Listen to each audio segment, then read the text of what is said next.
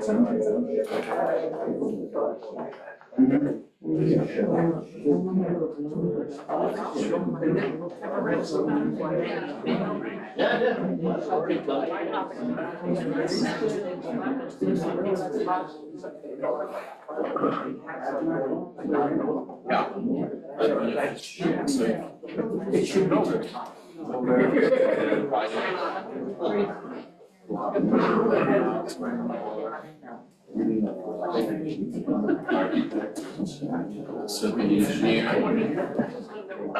Okay. I'm starting to get feedback.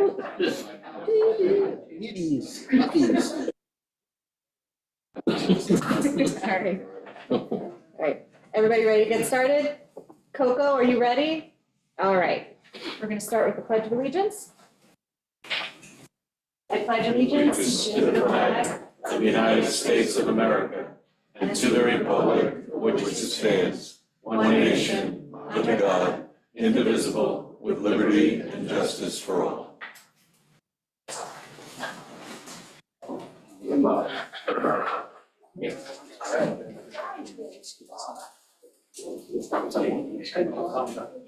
All right. Is everyone settled? After this phone call. After this phone call. As a reminder. All right, I have a list of people signed up for public comment, so I'm going to start with people on the list, and then if you're not on the list and you have something, you can come up. I'm going to start with Caitlin Cummings. Hi. Hi. Please come up to the podium and state your name for the record. Hello, I'm Caitlin Cummings. I was here because I thought picking at the construction debris was on the agenda this afternoon, which I'm not sure if it is or not, but I feel like it's a real tragedy that it's been kind of ixnayed, and I'm hoping maybe the town and the people can find some sort of mutually beneficial solution where picking can continue, and that's what I'm here for. So, Thank you. The next person I have on the list is Tom Ikes. Yeah, good afternoon. It's really too bad that the supervisor didn't show up today. But what I'm here to address is the recycling center and an incident that happened about a month ago. And what I think our idea here should be is to unite the community, not divide it. Okay? And so far, there's been a bunch of division. And what I would like to do is, I would like, first of all, for you guys and women, you know, there's 4 of you, to get together and maybe agree for once that you're going to come up with some ideas that are going to work. Apparently, your main concerns are safety at the recycling center. So I'm sure the four of you can work together, talk it over with the supervisor, talk it over with the workers, talk it over with the public, and come up with something that will make everybody relatively satisfied, and we can go back to what we've enjoyed for 40 years. You know, and if you have a good relationship with the community, what you're going to do is increase participation at the recycling center. And that's your goal, is to increase recycling, make the earth a better place to live. And you're going to do that when the community is on your side and not against you. So one of the things that I want to address first of all is that propane issue, because that's supposedly the thing that got this started. And in all my years down there, which I've been doing this for 30 years picking, I've seen many propane tanks in that middle pile. Most of them get there because people are too cheap to pay $5 the fee to have it brought to the correct place. So they try to sneak it in and avoid $5. And for a 100-pound propane tank to get in there, that's a commercial tank. That's not owned by a private person. That's owned by the company that distributes the propane.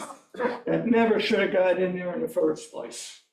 So that's my second issue, is there has to be better management control at the recycling center to prevent that from happening again.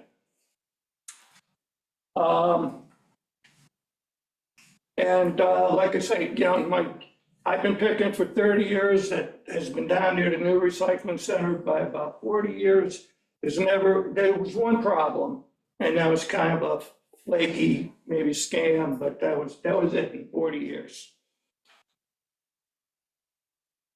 Okay, so like I said, I want to, just ask you guys, 4 guys and women, 2 women, 2 guys, to get together and figure it out, because I'm sure that's why we elected you, to be our guidance. Okay? And so don't neglect it, figure something out. Now, some of the personal ideas I have on improving safety, and these are just my ideas, is when the workers are down there and they're pushing back the debris and they're collecting it to throw into the bins, that they should have something like put down a cone or have a drop down like a red flag that comes down from their payloading machine. When you see that flag down, stay away. Leave them room to do their work. There's no picking back there. Okay, they could blow their horn, they could drop the flag, they could put a cone down, all the pickers get out of their way. And again, once I said, better monitoring of the propane is another thing that has to be done, so people don't try and sneak it in for $5. And also in the C&D pile, many times when you're looking through there, there's all kinds of hazmat and chemicals that somebody will pay the CD fee, but they'll also include hazmat and dangerous chemicals wrapped up in black plastic bags that are all thrown in there. Now, if you get the wrong mixture of chemicals and they get dumped into that big, 40-foot dumpster, you might have a real problem. So I think another thing is that you should have some kind of a serious fine for people that are throwing away hazmat and dangerous materials in the C&D and not declaring it, or bringing it the first Saturday, or at least telling the dump people I have something hazardous here, because I've seen that too often. And in the past, we've had some really good highway superintendents. We've had Ruth Sherman, we've had Al Kilb, we've had Jay Card, we've had Brian Sherman. They were all well respected in the community. And they did an excellent job when they were working, okay? And our new superintendent, Ken Lewis, he's made some very studious decisions since he's been elected. He's completely intractable. You cannot change his mind. You can't talk to him. You can't reason with him. And that's an issue I'd like to address, because when you're gonna have to work with him. And you're gonna discover that once he made up his mind, he's not gonna change it. Now, he was elected highway superintendent, but he was not elected public works commissioner. He was appointed by the town board as public works commissioner. So you can take that back from him. He doesn't have to run that recycling. Okay, you appointed him to that job. And if he can't work with you and compromise with you, I think you have that option to take back that responsibility from him. Because my fear is that you guys might come up with a great plan, and he's so thick-headed that he's just gonna not listen to you and blow it off. Okay, one more comment on that incident that was used to start this whole thing. First of all, I don't see how a 100-pound commercial propane tank got in there in the first place. It's not that easy to hide. That person could have gone around the weigh scale and dumped it, or I don't know what they did. But that's unacceptable. That can't happen again. These propane tanks can't be sneaked in there anymore. You gotta find some way to detect them.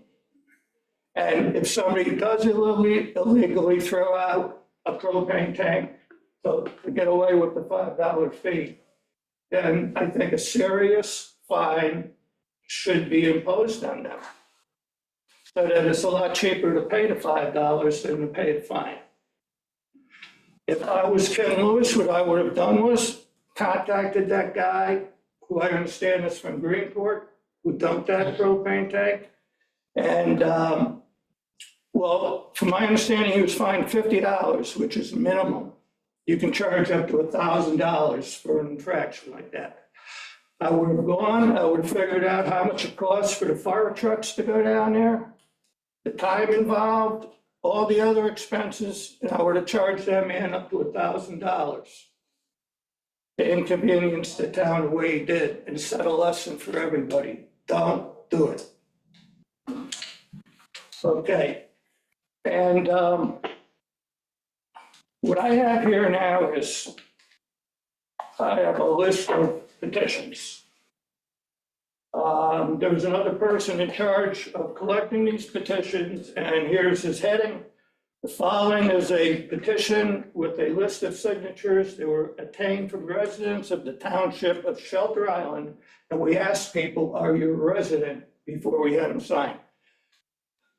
In less than 2 weeks' time, a total of 400 residents have signed so far, starting from the 8th of July 24th, 2024 through August 6th, 2024. And I guess I will present this to you. This is the original 400 signatures. You know, if somebody wants to look them over.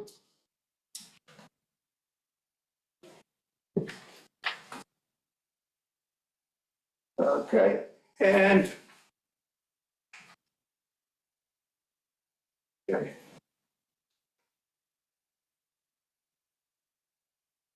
Okay, here's another copy of that.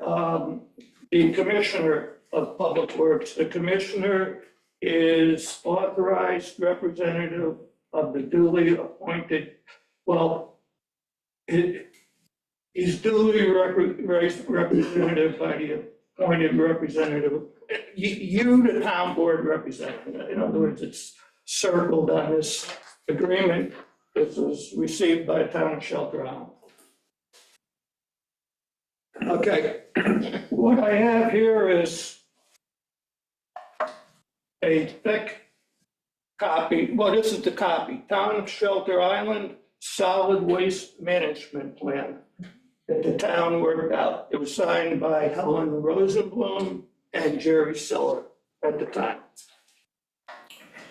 And I'm sorry to take a little more time, but I want to read some of the things that are in this that you would have to consider, because this is a contract and agreement that you made.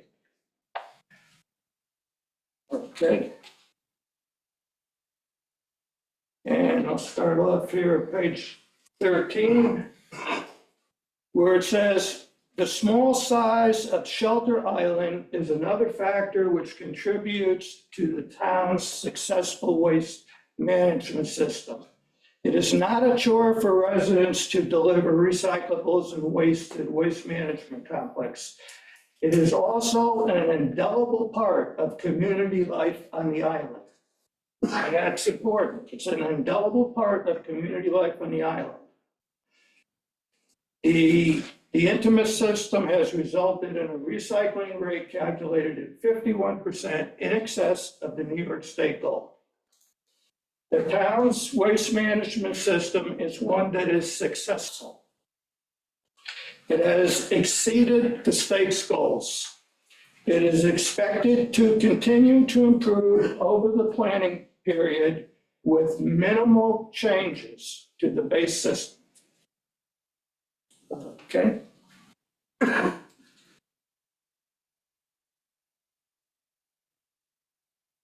Okay, and this appears in here 3 times. I'm only going to read it once, but I just want to explain something.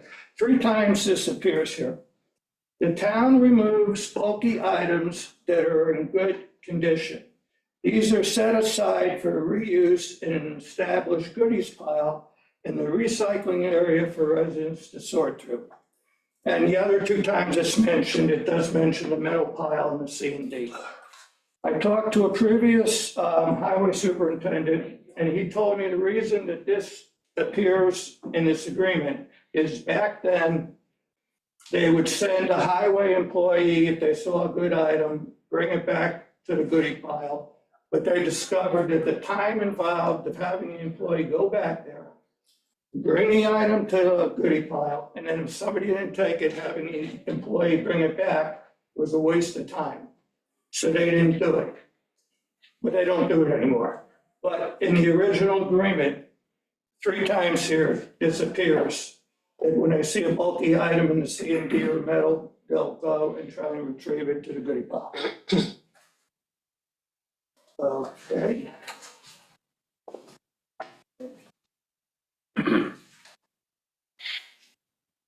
Okay, and then another thing is, this is a comprehensive recycling analysis that they made.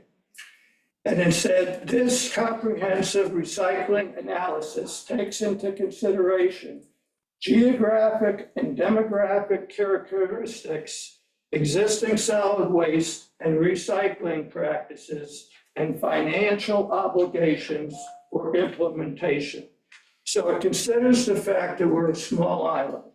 It's not easy for us to take a semi truck, pay the ferry fee to get rid of it, which in C&D is going to cost you a bunch of money. Then you have to pay the driver to back across the ferry, pay another ferry fee. Then all this material, C&D, that's going into that dumpster, that's more labor that you're paying the town to put it in there. Okay? And over here, the biggest cost to the town, number one is labor, closely followed by C&D cost to dispose of it. When you have people going back there to the C&D, finding 2x4s or whatever lumber or whatever, yes, 2 days ago, there was a fiberglass dinghy in perfect shape back there. That fiberglass dinghy would have been snapped up in a heartbeat. Instead, it got crushed, okay? All this stuff, somebody comes across the scale, they're paying you 14 cents a pound.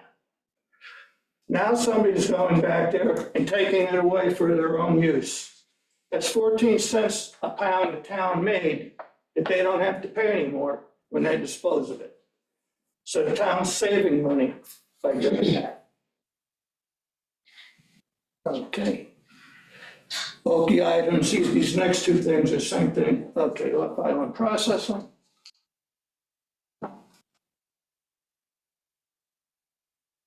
And over here it said the town had 4 choices when it was considering accepting state funds and building this new recycling center. And one of them was to take everything off island and not have a recycling center on Shell Drive. And the town elected choice number 4, which is continuation of the current collection process, but relying on off-island facilities for processing and disposal of like household waste. The town elected choice 4. This solution avoided the potential loss of control associated with privatization and the cost associated with the permitting and construction of a new waste processing or disposal facility. So this facility, in an analysis that they did, is the best going.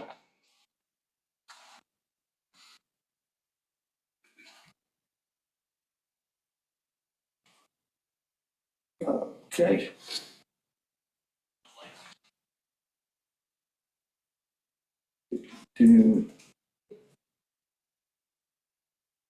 Okay, and this page here, it lists all the rates of recovery that the town is recovering because of its recycling center. At 0% is rubber, because we've never heard of rubber. There isn't a place for rubber. But the second lowest recovery rate on here is C and D. Okay? So now you let people go back there to pick the C and D. It's being recovered in the best way possible, which is reuse. It's not being thrown in a landfill. It's not being sent wherever. The industrial process, to process plywood, to process whatever is being dumped back there. That industrial process doesn't have to happen for that item because it's being reused. Right now, we see every day that climate change is a big thing, and it's for real. It's in the news every day. More floods, more glacial melting, more wildfires. So by having people reuse items, this industrial process and pollution, you're helping to reduce it and eliminate and help the planet as a whole.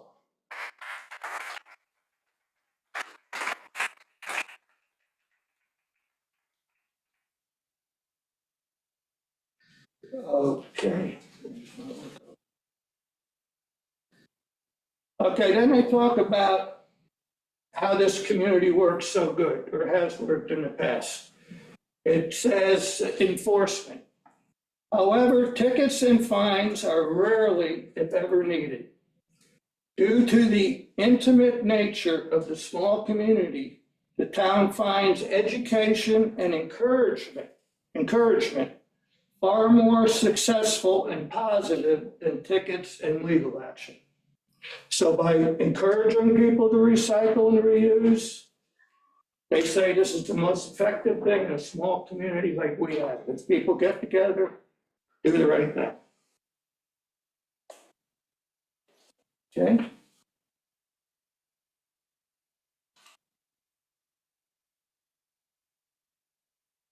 Okay, 67. Okay, this is a legal and institutional analysis on this. It says over here under legal and institutional analysis, therefore, no new local law or ordinance needs to be adopted to facilitate the operation of the recyclables recovery program. No new law or ordinance needs to be adopted, which Ken Lewis did on his own in disagreement with the vast majority of Shelter Islanders. And like I say, you can't get through to them. So, and as far as alternatives to the system we have right now, they address alternatives. Shelter Island is relatively isolated, and transportation to the island limited by 2 ferry systems. No other public transportation to Shelter Island is available. So what that means is somebody needs a little piece of wood to finish off their project they're working on, or a piece of metal to put up their umbrella or something. Now what they have to do is get to the ferry line, pay a ferry fee, and in more likelihood, travel all the way to Riverhead and waste their time and do the same thing coming back. When previously, all they had to do was go down to the recycling center, look around, there it is, pick it up and go home. It's free. They finish their project in a minimum amount of time and effort, and it's made people happy, very happy so far. This waste management system exceeds the recovery rates that the state hope planning units might approach. Okay, it exceeds it because we've been able to go there and reuse stuff. It's not thrown away, it's reused. That's why it exceeds the state recovery rates. The town therefore intends to continue its successful approach. It intends to continue its successful approach and to fine tune it to achieve even better results through the coming planning period. Okay? And I have here as an appendix, someone came down while Al Kill was superintendent. They did an inspection of the recycling center. And it says here, separation of C&D and appliances and metals is being done using concrete bins. This is a well-run / maintained facility. So you got a very good mark on the way it was being run. This inspector didn't find any problems. He commended the way it was run. So, I know you people in the past have had a lot of disagreements and had a lot of problems coming together. But by those 400 signatures, just by meeting people around town, you realize that people are very unhappy with what's happened. I'm sure you can come up with a plan to make liability acceptable. Like, people say, hey, you can always sue about everything. But, in the past, one of the things was we signed an agreement, we would not hold the town liable for anything that happened to us while we were there, okay? And maybe your legal advice can come up with a better one that he thinks is even more ironclad that will protect the town. Okay, and then we can sign it. If you want to go back to enforcing yellow vest, that's your choice. And, let's work together and get this done. And I'm very sorry the supervisor wasn't here herself to listen to it. And all I can say is you can tell by the people in attendance and the petition, this is what people want. That's why we elected you as representatives of the people. And I'm sure you can come up with something that it's going to work. And just one other thing, when you do come up with something, maybe run it by a few people in the community, see what they think. Because I had one very good worker at the recycling center, he had an idea. He said, well, why don't you make it like the goodie pile between 2 and 4? Well, he had good intentions with that. But there is a problem because if you only have it open between 2 and 4 and 10 and 12, like the recycling, let's say the boatyard or Picosi's comes in and they have 10 bicycles that they bring down. It's 1 o'clock. We can't go there till 2 o'clock. Depending, there's one person down there who just loves to destroy things before people can get them. Let's say they crush that, all 10 bicycles, they're crushed. Now it's 2 o'clock. What good does it do us? No good, because we never know when something valuable is coming in. And the other thing is the goodie pile is easy to control, it has a gate system. You can close it, okay? This is a little more difficult to control. If you have a thing where you say, okay, at 2 o'clock, everybody can come in. Well, yeah, it's gonna be really uncontrollable. I mean, you can control it, but it's gonna be difficult. And the other thing I would like to address, this is my own personal opinion. Another big problem I find down here for the workers and for people who want to unload things. People misuse the parking situation down there. There are some people who go and they will park their vehicles in front of the C and D in the middle. They'll park them even sideways, so they're blocking off 2 concrete bins. And they'll stay there, and they'll park there, and they'll stay there for an hour. And they'll just yep, talk to other people. So now they're blocking everybody who's trying to legitimately dump there. They're blocking the workers from doing their job when they want. And so I think an important part of a new plan would be to devise some parking regulations where if you are gonna go down there strictly to pick, you have an assigned place where you have to park that's out of the way of people who wanna dump, and you're out of the way of the workers who wanna occasionally push the material or load it wherever they're loading it.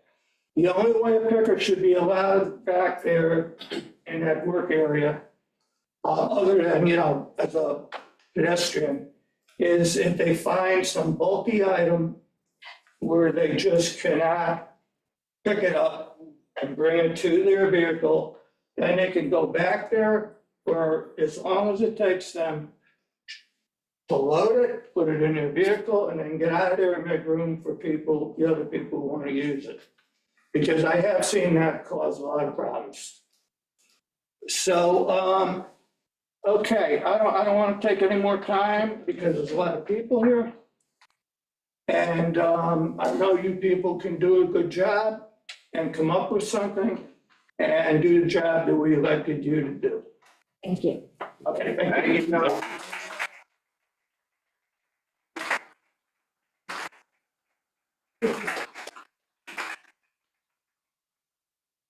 All right, the next person I had on the list was Paulette Van Rankin. Did you want to speak? Yeah, I just want to say To the podium, please. No, you have to. Thank you. want to say that I. No, you gotta speak. I'm sorry. It's okay. It's okay. I'm not going to say a whole lot, but I just think for me, the recycling, both the goodie pile and the other recycling, has been a wonderful thing for Shelter Island. I can't tell you how many people have had so much pleasure and gained so much from the items at the recycling. A little tiny example was, I had a friend who was looking for a toaster oven. We ended up recycling. She found a beautiful, brand new, practically red toaster oven. She took it. I've also found incredible things there, and I won't even mention that were worth a lot of money.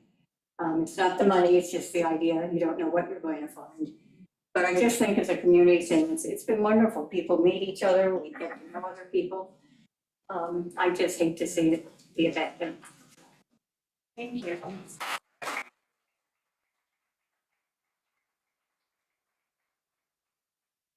Bob Gates? Good afternoon, Bob Gates, 6 Burns Road. I just think it's a shame that another thing that this island gives to the residents is being taken away.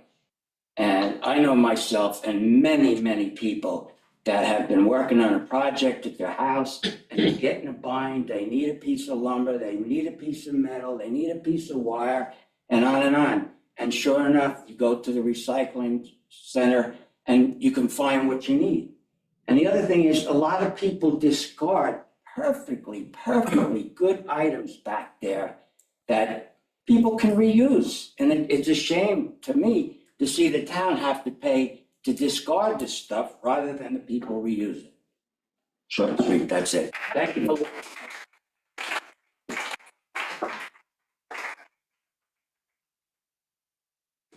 The next one I have is Rob, and I'm having trouble reading your last name. I'm gonna pass it. Okay, thank you.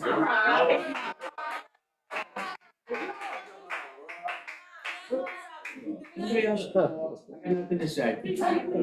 I worked too many years down here for this, okay? Ginny Brooks. I have Ginny Brooks next.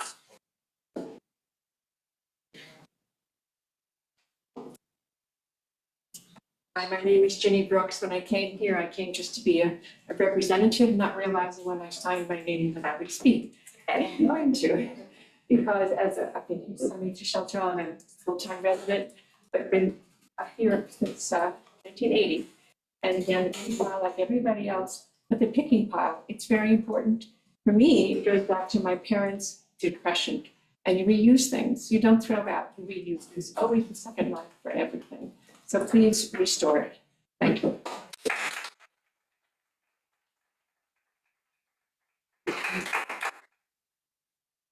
That is the end of my list for this specific topic. Yeah. Does anyone else want to speak on the recycling? Yes. Several listed. Thank you. Want to go in order on the list, or should I just? You can start. Just state your name for the record and let I'm us. Susan Morrison, North Prairie Road. I'll just be very brief. I just want to make a point that I think we missed here. Obviously, we're talking about the recycling center. Part of recycling is reuse. We've been talking a lot about building materials. Every repair in my house and garden has been achieved with something I picked up there. But as the last speaker said, this is an island full of rich people, more and more and more. They'll buy a rug or a couch, whatever, keep it for a year, put it down there, and then it just gets in landfill. And there's a huge community of people on this island who use the pile, to help them live their lives. And I've been down there and helped so many young people load cribs into their trucks or chairs or even, boxes of kids' clothes. And I think that there is an economic, even a class issue here that we're not talking about, because it's kind of making it, I feel like, there is this kind of Jane Jacobs-y public square aspect to the recycling center that we all benefit from. But, by closing this off to the working people and the non-1% residents of the island, it's really sending a message, and it's sending a message that Shelter Island is, becoming the Hamptons. And I just think that's a shame, and it's something we should try to preserve.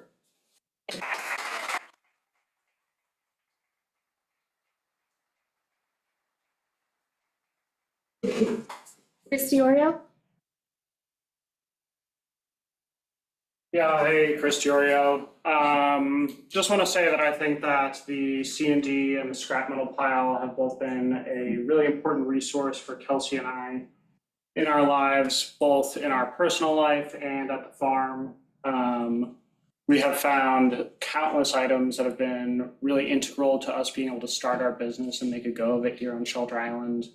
Found, hundreds and hundreds of dollars worth of fencing. We found T-posts, we found hardware, found the materials to build our chicken coop. There's like an endless list of things. We found furniture for our home. We found grills to cook food with. And basically, I think that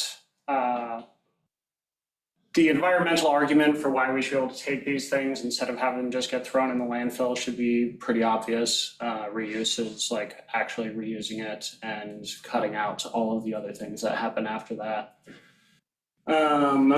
And I just think it's a real shame that this has been taken away. I think it's a really important resource on the island that helps hundreds of people in both small and large ways, whether that's people that regularly go there and benefit immensely from it, or from the person that goes and finds that one thing, that one time that they needed. I'd just really like to encourage you guys to allow picking to happen again. I think it's a real shame that it's been taken away, and I think that the benefit to it outweighs the potential cost of the liability, and it seems like a no-brainer to me to allow people to take what otherwise would turn into garbage and reuse it. Yeah. Thank you.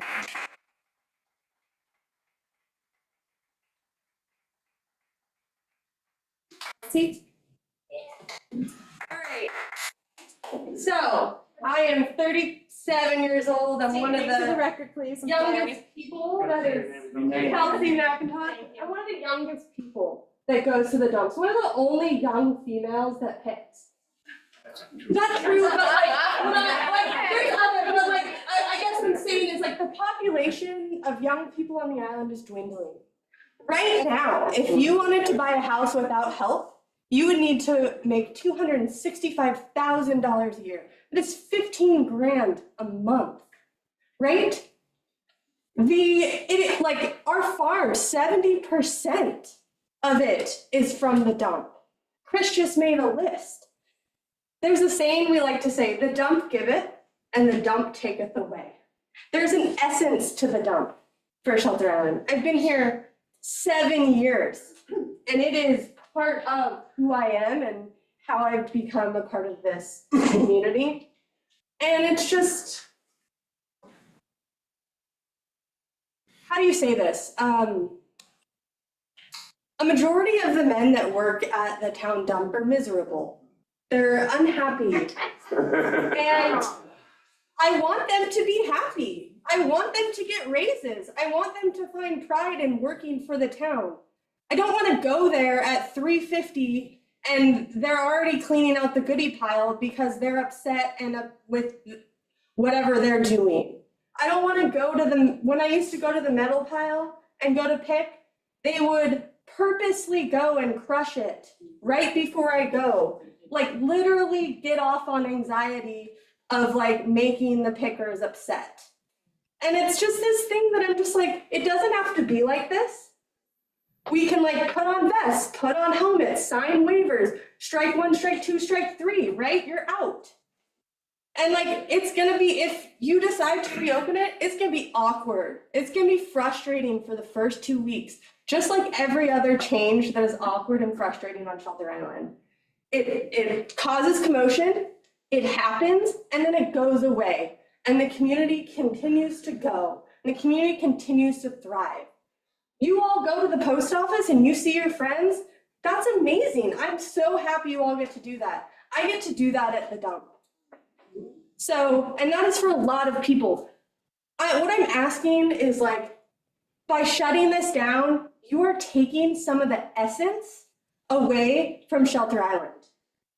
Just like how, just don't do it. You don't have to do this. It doesn't have to be this way. You can make everyone happy, and there can be regulations.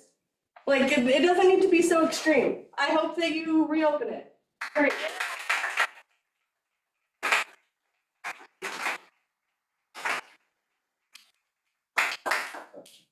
Dawn?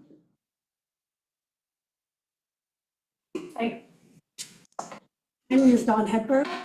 I've lived here about 24 years. Had a business on this island for about 20 years. I've been on the school board for 6 years. I've taught yoga for the community for practically free for 8 years. And I raised a son here who went here from kindergarten through 12th grade. I feel very integrated into this community, and I feel like this community is very valuable to me. One of the places where I've met a lot of people, I've made a lot of friends, a lot of my favorite people are down there picking and dropping stuff off and picking stuff up. I think there's a like-minded community of people who don't want to see stuff go into the landfill, who agree with the idea that it is always better to recycle and reuse items than to see it get trashed. I think there are people who are just interested in preserving the history of old objects and old things. Also, I think, as has been stated, that there are economic reasons. It's expensive to go off island, it costs at least $20 if you don't have weekly passes. I think a lot of people don't even have vehicles that work really well and go all the way to Riverhead to get a piece of lumber. So that resource is incredibly important to the working class local people.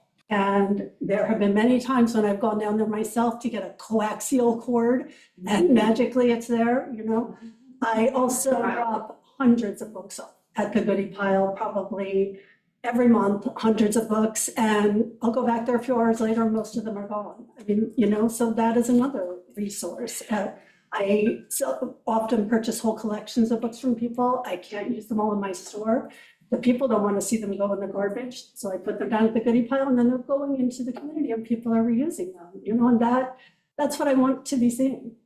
Just to reiterate the reasons that have already been stated, I think socially it's an important part of the community. A lot of elderly people, maybe it's the only place that they really touch base.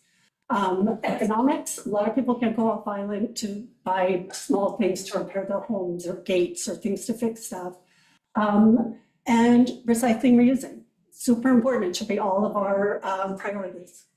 Thank you. Thank you.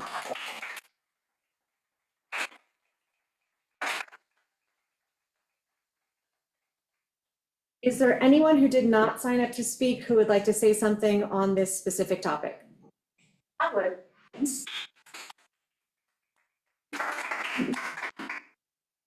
Hi, my name is Catherine Franzoni. I have lived here all my life, born and raised.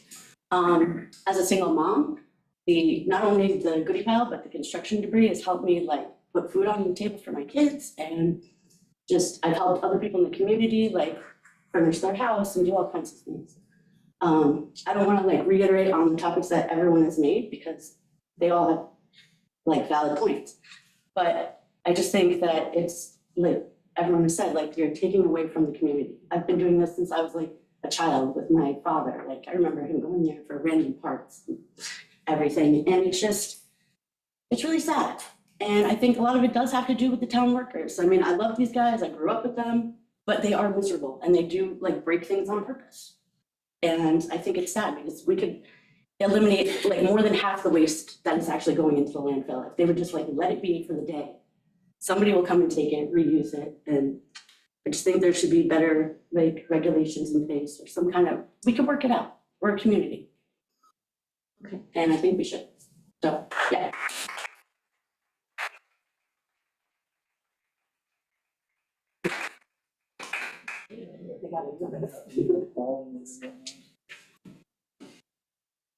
Good afternoon, Coach Sherman. I spent a lot of time sitting up where you guys are. I'm not a professional picker like some people, but I do go down there a fair amount. If I'm working on a project, I need a piece of lumber, I need a piece of steel, whatever it may be. And down there 6 months ago, there were a couple of sets of brand new Bilco doors. And those are probably $1,500 a piece. I can use them, I threw them in the back of my truck. Another gentleman was there, he threw a set in his truck. So it's just a good resource for everybody in town who really needs something. And it would be a shame if you don't figure out a way to come up with a good solution where everybody wins. Thank you.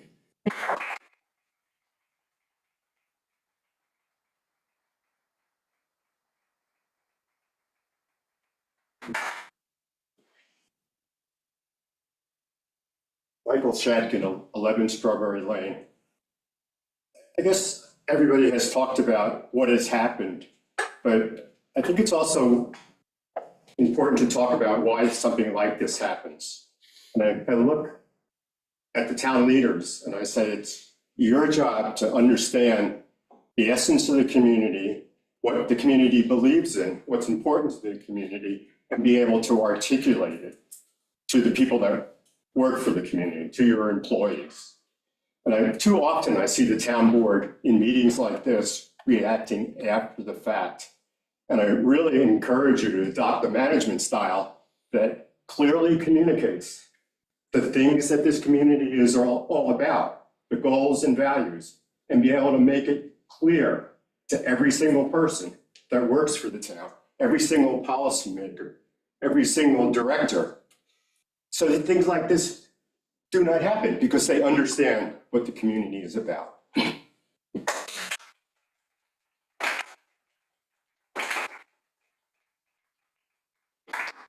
Anybody else in the physical audience? Gordon?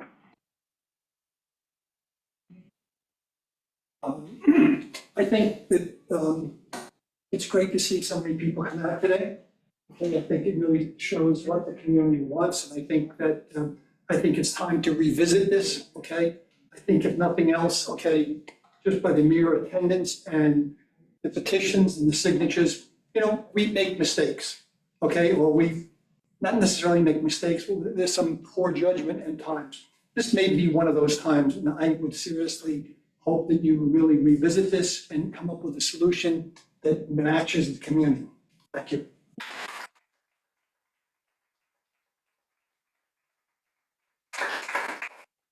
Anyone else? Yes. You can come back. I just want to say, like, it's a really good turnout, and it's also like 1 in the afternoon on a weekday. And I just feel like even more people would be here to show their support if this was after working hours, you know, at a time where people could attend. Yeah.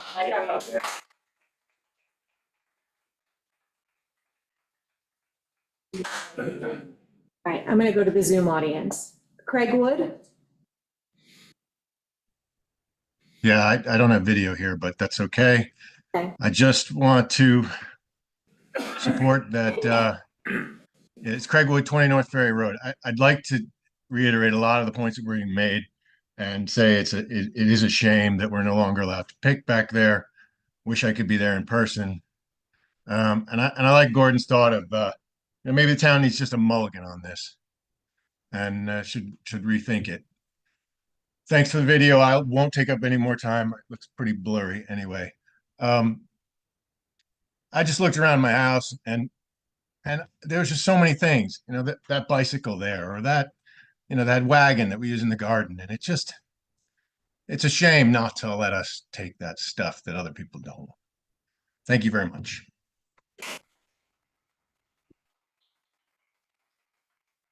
Right, anybody else? Anyone in Zoom, anyone in the audience? Okay. Give us time to discuss this and meet with Ken and we'll come back to you. Okay? Awesome. Thank you very much.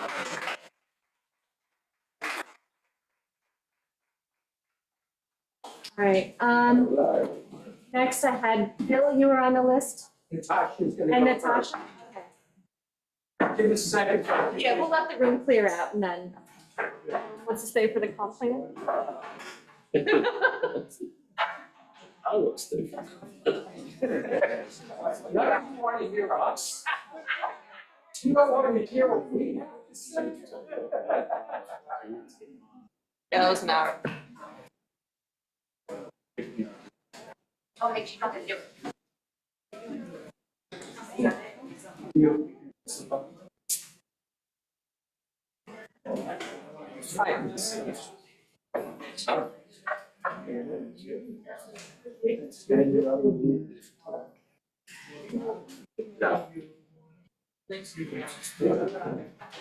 All right, yeah, I think we're quiet enough.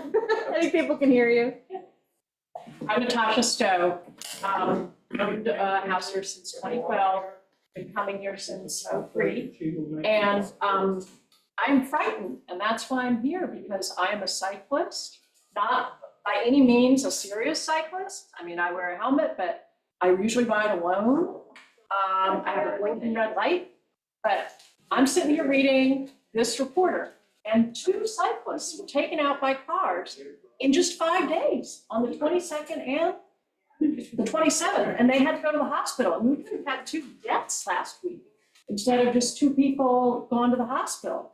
And I don't really know, one of them is man wearing, I don't know where the other one was. I'd really like to know so I can kind of not go to those places. But earlier this summer, somebody's dog on a leash got hit by a car that was going up a hill and they couldn't see over it, and they just kept going and they killed somebody's dog.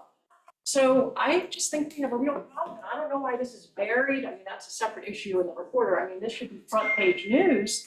But from the perspective of the board, I hope that you will really think about what these safety issues are going to do to this town, because, you know, people who live here, you know, there's lots of people. It's not just people coming off island in lycra outfits. This is, you know, people are using bikes to get around, and pedestrians. And the one other point I want to make is that this is also dangerous for cars. Why? Because if I'm going along in my bicycle in the right-hand lane and somebody decides to give me some space, they don't look. They just jump right out there.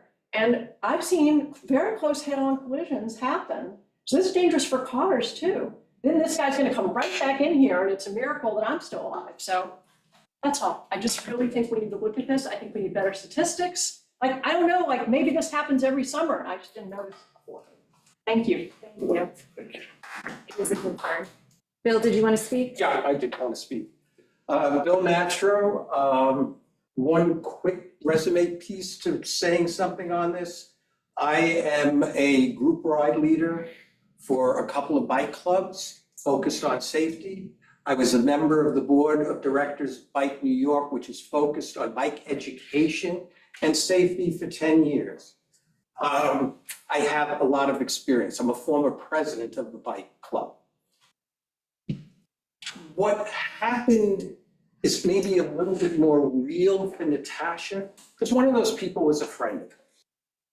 And people sometimes forget that those that are injured are fathers, mothers, brothers, sisters, children. They're real people. Now, what can you do? You have a limited amount. I recognize that. And there's really two areas. There's long-term infrastructure stuff. That doesn't happen overnight. And I know in the comp plan, you're looking at some of that. But there's other stuff that maybe in the short run could be done to make things a little safer. How many people know that in Suffolk County, there is a law that you have to give a cyclist 3 feet of clearance, at least 3 feet of clearance before you can pass them. Trust me, from riding around the island, during the winter months, the early spring months, people seem to know this. I rarely get buzzed. The people on the island are nice. Come this time of year. Oh my God, I was riding on Second Bridge. Someone with Florida plates came within 3 inches of me. I know how to hold my line. If I was a kid and got nervous and got squirrely, that kid is hit. Perhaps a little bit of public education, public communication. You know, there's the sign across the street. Put it out there. Cyclists are supposed to have at least 3 feet clearance, at least, before you pass them.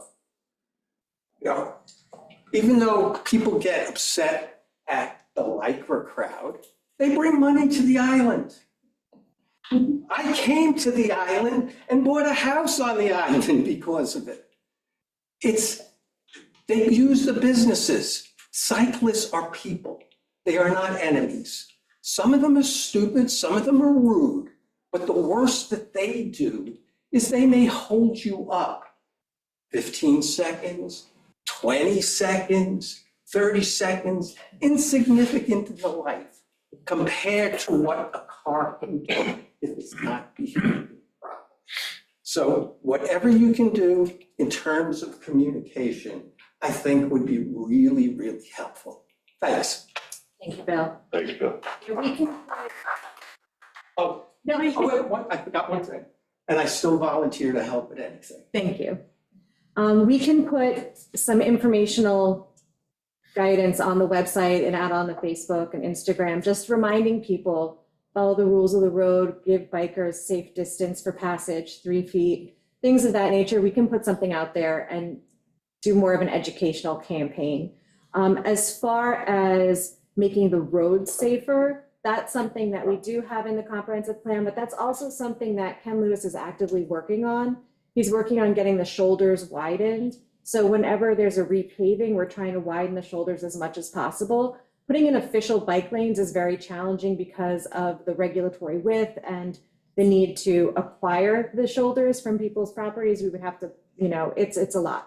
And so we've also looked at studies from the state on how we can work with them to get them to widen the roads and put in bike lanes. So that's something that we are actively working on, and Ken has been instrumental in kind of getting some more information, trying to move that forward. So we are aware that the roads themselves need to be wider in order to accommodate safer travel. So that is. Two quick things on that. And I've mentioned this previously in a different type of meeting with you. A shoulder like Cartwright is perfect. Right. You don't need anything more than that. As long as people are not being salmons and going the wrong direction and acting like idiots. Cartwright is beautiful. The second, in a couple of places, and I know you heard me say this about New York Avenue, a sharrow would be really helpful so cars understand that there's going to be a cyclist going down there. And New York Avenue is probably the most difficult of everything. But you see the sharrows on 25 in Southold, you see them in other places. It just gives, oh, I might see a cyclist. That's all. Thank you. All right. Does anyone else have a comment that's not on the agenda? Jan?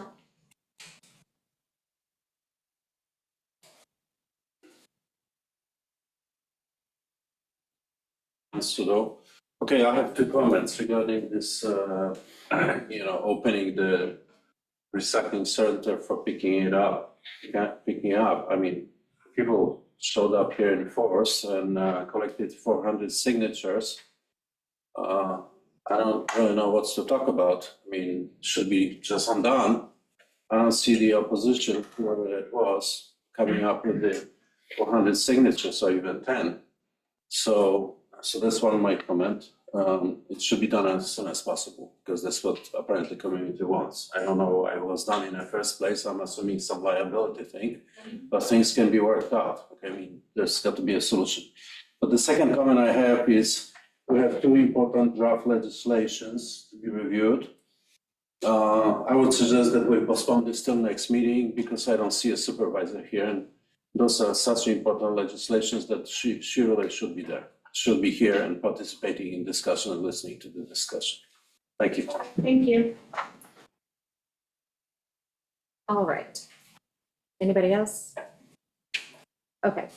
So the first item on the agenda is the Fjord or Foyer dock application. That hearing was not closed. It was adjourned until the 26th so that the applicant can get us plans. Do you want to discuss this application today, or do you want to wait until the next meeting? I think we need to wait for the until we have plans. the plan? Okay, That's fine. all right. So we can wait and discuss this when we get the plan. What did Rob say, a couple of weeks? Yeah, Yeah. Yeah, we set a timeline. yeah, He said he could do it in 2 weeks. 2 weeks, so we should get it a week before the next meeting, so we can discuss it then. Not work session, but maybe a third work session. All right, comprehensive plan update, chapters 1 and 2. It's the next item.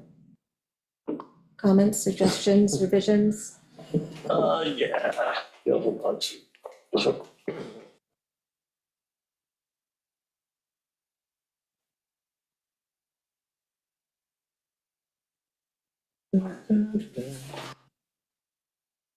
You know what, I could start. Just first to start off, I think the comprehensive plan requires a full GEIS. And I just asked, Amber's not here, but if Amber and you would agree to that, I think, Ben, you agree with that? Okay. And we should just follow the secret process. Yeah, my understanding is that part of this process we're about to go through is to help build the scope for a GEIS. To me, it's not a question of whether or not we're gonna do it or not. It's a question of what the parameters of the GEIS are gonna be. And that's my feeling. I just like a commitment, that's all, that we're gonna go through, irregardless of what comes through, what works out with the comprehensive plan, that we're gonna do a full GEIS. You have I that, think the island deserves that. you have that commitment from me, Albert. I Okay, think we should follow the secret process. If it leads to a full GEIS, then great. That's the way it's supposed to work. Until I understand what the scope of it's gonna be, come on. all right.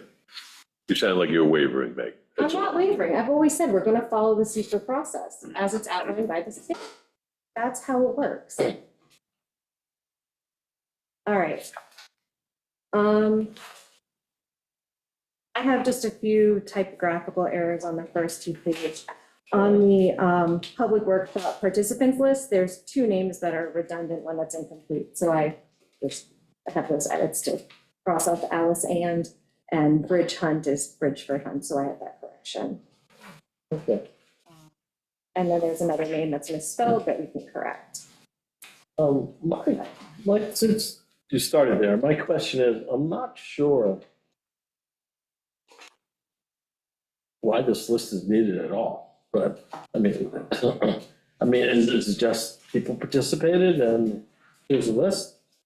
I mean, I'm not sure, starting with the former board members, which includes me. I'm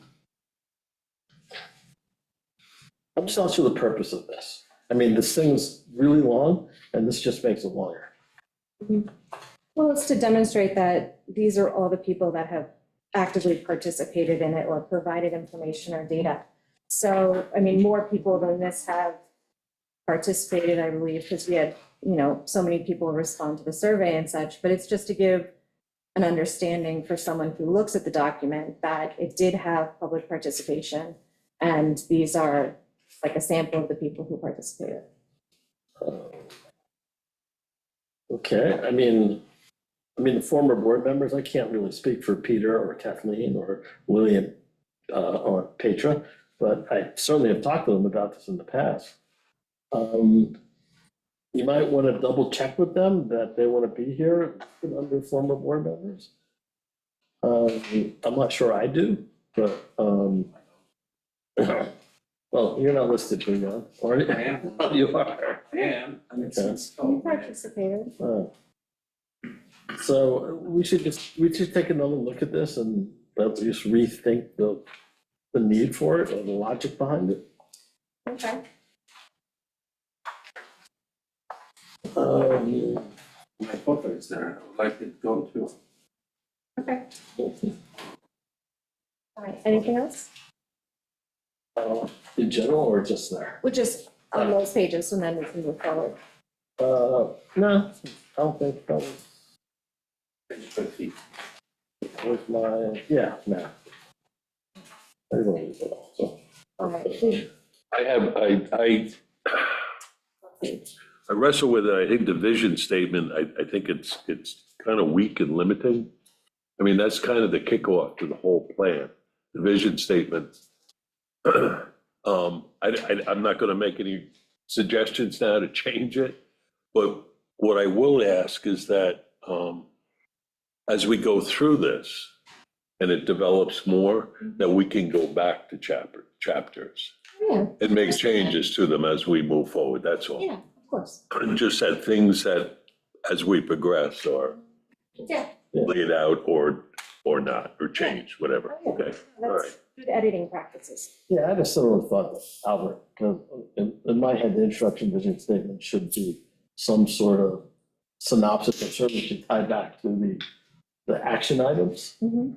And so we kind of go through it all. So I just want to reserve the ability to come back Yeah, and of course, try to tie it all together. of course, that's, yeah. Yeah, okay, well, that's it. The other thing, another comment is just the cadence or we start with this introduction and vision, and then we go into this interesting, but not too important, history of the process. I think that should just be moved to the end of this section. And what should be moved up is the vision and the guiding principles. Okay.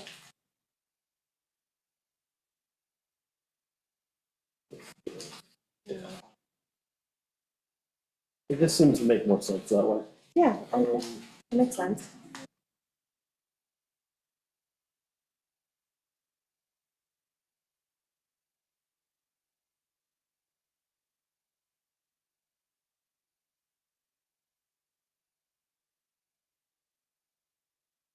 Yeah, but it is good. Yeah, I mean, so you can definitely go after that, so they can see the process that went through to get the information that's incorporated. Yeah. That's really just the whole purpose of that. It just hit me when I read through it. That makes sense. Albert, you got anything? No, as, you know, the guiding principles, as we go through this, I want to come back to these. I think they could use some enhancement or some changes, that's all, but you know, this is just chapter 1, so. Right. Yeah. I've got a bunch of issues with the guiding principles, and then they're the same issues I've always had with them. I'm just trying to read my sticky notes here. Number 1, well, and this will probably have to deal with all the way through this. There was a survey done in 2021 of 1,000 people in Shelter Island. I don't see how this guiding principles section is working with that survey, but we can work through it as we go. This paragraph 3 and 4, I have always had a problem with because it only talks about a certain type of resident of this island. Maintain a vibrant island community.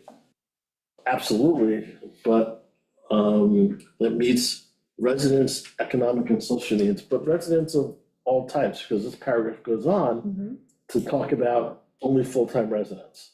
And what drives this island is the whole community together, all aspects of it. And this specifically states that, you know, the goal is only achievable by giving due consideration to year-round employment and attainable housing opportunities. That's true, but it's ignoring the needs of the people who are here, not for full-time employment, not for full-time residency, because if their needs aren't getting met, then they won't come, and that will be the end of the economic engine. Right, but their needs can't be met unless there are people here to serve those needs, unless there are people here to run the ferries and to run the shops. Fully agree and with you, So. but why I ignore think- the other part of it? No, I don't think it's trying to ignore the other part of that. I think when it says a year-round island community, it means a place where people come to year-round to enjoy. So, It may not be trying to ignore it, it just is ignoring it. all right, so then that's something that we need to figure out how to Yeah, say yeah. in a way that's more encompassing. I rewrote this paragraph when I was on the comprehensive plan committee. Remember, we had that whole half-hour discussion about this, and I rewrote the paragraph and gave it to the comprehensive plan committee, and they basically tossed it out. I'll try to find it again. I don't know what I did with it once I did rewrite this, Okay, but I'll try to find it again. And the same thing with the 4th paragraph here. It's the same issue, but it just needs to be rewritten to encompass all types of people who live, play, work here. okay.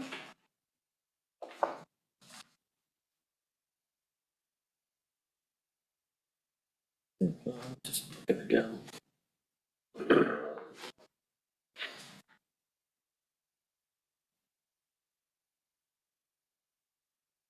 Different comment for another time. Okay. I think that's all I have for number 1. Albert, did you have anything else for chapter 1? No, that's fine. All right, chapter 2. That's a note to myself, no need to share that. What's that? I'm just looking at all my little sticky notes, Yeah, like no. thousands of sticky notes. That one was just a note to myself.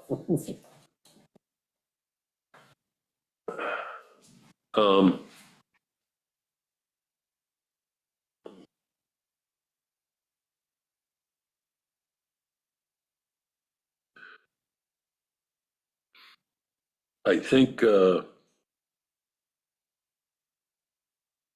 we should see more recent data on the population and demographics of the island.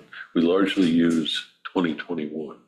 Right, so it's really hard to get population data for Shelter Island. That's one of the biggest challenges we had, was that really the only data we have is the census that's truly reliable. The ACS is kind of just, it's so speculative, it's not always accurate because it's an estimate and we're so small that it's easy for that to skew. So you know, that's one of the challenges in coming up with data, is that it's hard to come by. I think that could be valuable, the ACS that you mentioned, the 2022. Yeah. And it is used in here, it's just not as solid as We the don't- census okay. count. All right. You And know, then the 2022 would have the 5-year. 2021 's used, right, not the 2022. And then yeah, the, the latest ACS estimate is gonna be available next month. so, I mean, Let's, it's also taking a while to do this, some of the numbers are. No, But no, yeah, no, I bringing the get that. numbers up to date Yeah. makes sense. Yeah. There's a typo in this first, I'm sure you caught it, it's the second sentence. The population saw a wild, Which the page? rate, where are you been, excuse me? page 18, that first paragraph, second sentence. Oh, It's just a yeah. typo. And further on in this sentence, I mean, in this paragraph, the discussion about COVID and how that changed the makeup of the island is true and valid. There should be a mention maybe about what's happened since then, now that it's been a while and COVID has passed and things have receded, like the 60 kids that showed up at the school, there might be 4 left. I mean, so those effects have substantially receded, not completely. Right. And then the nature of how people live every day has changed, which you do discuss. But I don't know, maybe a mention of. Right, we can mention something, it's hard to have solid numbers on Yeah. how much that's changed, because I do know that during COVID, a lot of people retired and moved out here more full-time. And I know the school population has fluctuated back down to what it was prior to COVID, so we know that school-age children might have moved, but I'm not so sure about some of our senior residents, or I know a lot of people did retire and are more full-time residents now. So I don't know how much that population change has happened, and I don't know where we can get data to substantiate what kind of change we've seen. I totally agree with you, because the people who were spending 30% of their time here. Right, are now spending Are like now 70. spending, yeah, 60%, Yeah. and it's hard to figure that out, but there can be a generic mention. That, Yeah. you know, the effects of COVID have receded, but we still have a different community because of it. Right, It has had lasting impacts, yes, yeah, it has. it does. At the bottom of the page, town's population is getting older, blah, blah, blah. It just feels like an unfair comparison to throw in Suffolk County here.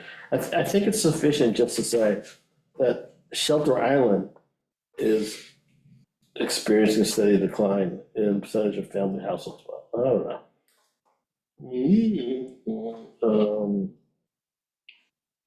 I just wonder if it's really apples and oranges by throwing in all of Suffolk County to Little Shelter Island. I think it'd be more accurate if we compared ourselves to similar towns than Suffolk County. I mean, the demographics of the county are a lot different, I think, than Shelter Island itself as a whole.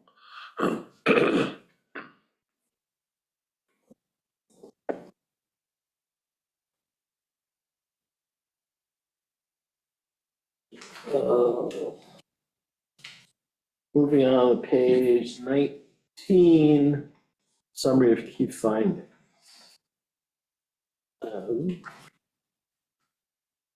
Shelter Island has become more diverse. That's very true. I think I'm struggling with the last portion of this last sentence.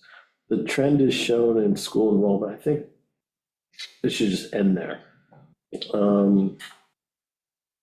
Because I'm not sure it's okay to say that the diversity trend is only in the school. It's in other aspects of this town. Okay.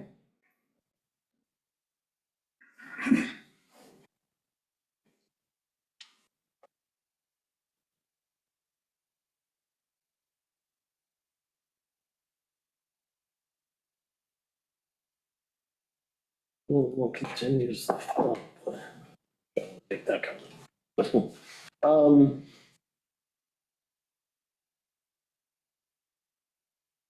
I mean, the school is such an important aspect of this community.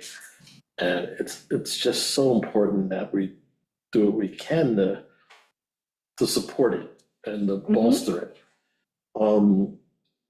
But I mean, maybe this is obvious, but it's still the 800-pound gorilla in the room, that dropping school enrollment makes the math worse as opposed to the math being better.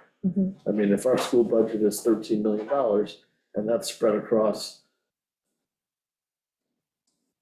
300 kids, that's different than it being spread across 170 kids.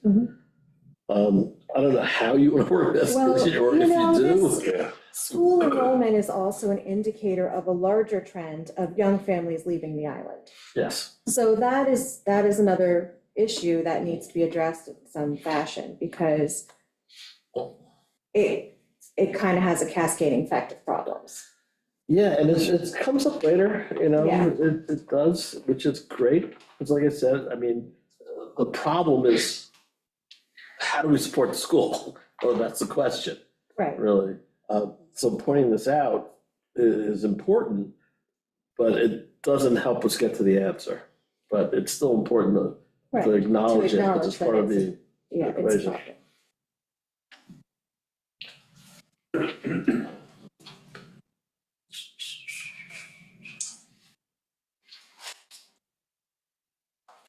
So we have to figure out how to say that. Right. And you know, I'd be totally happy with, talking about how the school is a major centerpiece of the community. And it's being particularly hurt by this.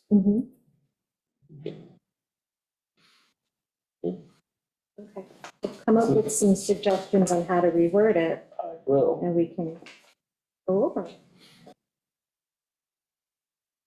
Anything for you, Albert?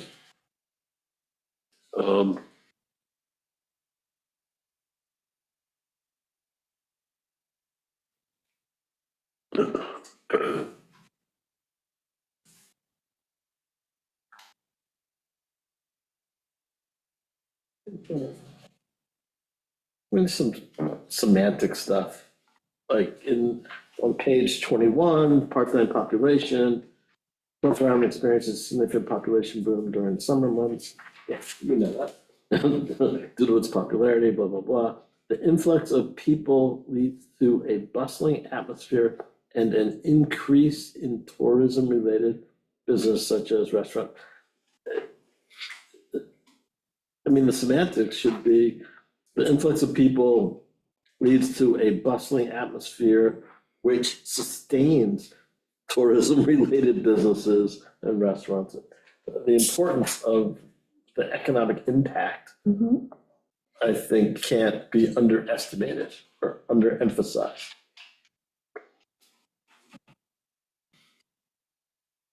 Okay. So, I don't say about that. Thanks. That's okay.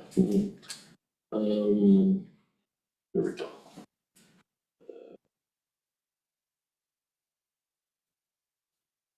Yeah, we'll try to update the data.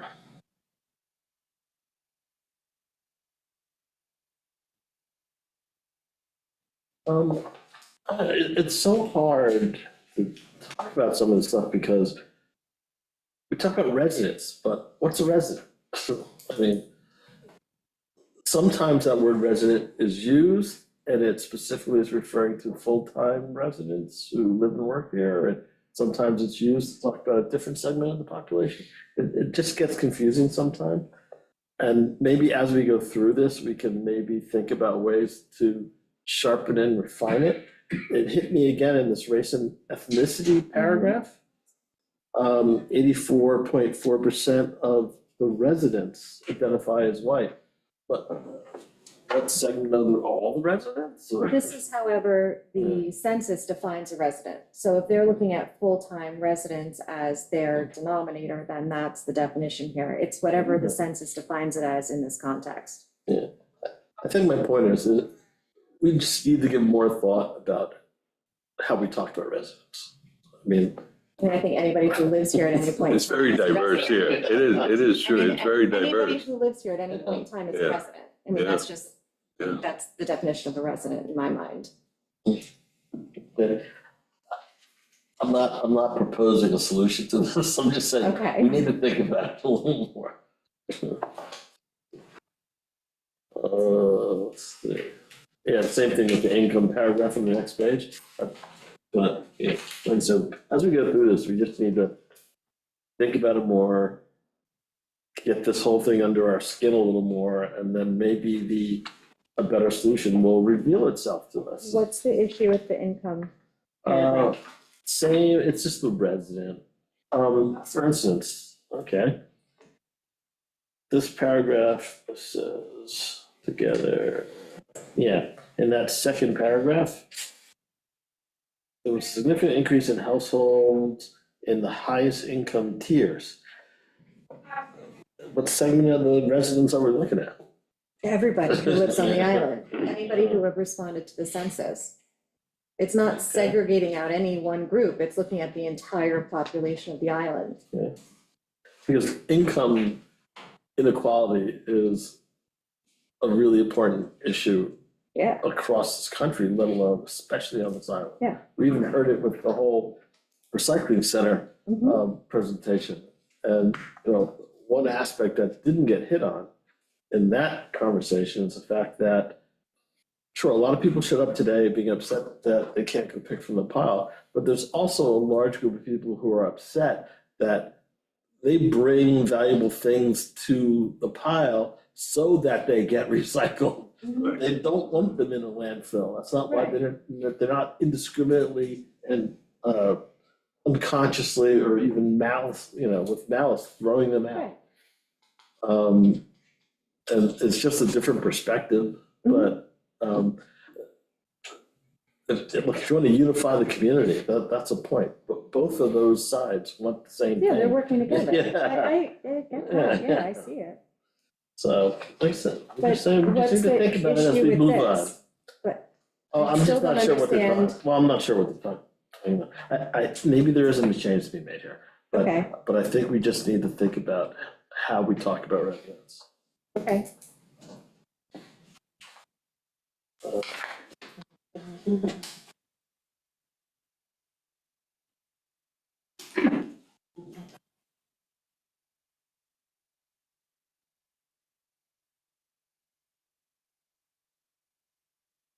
I didn't have anything major.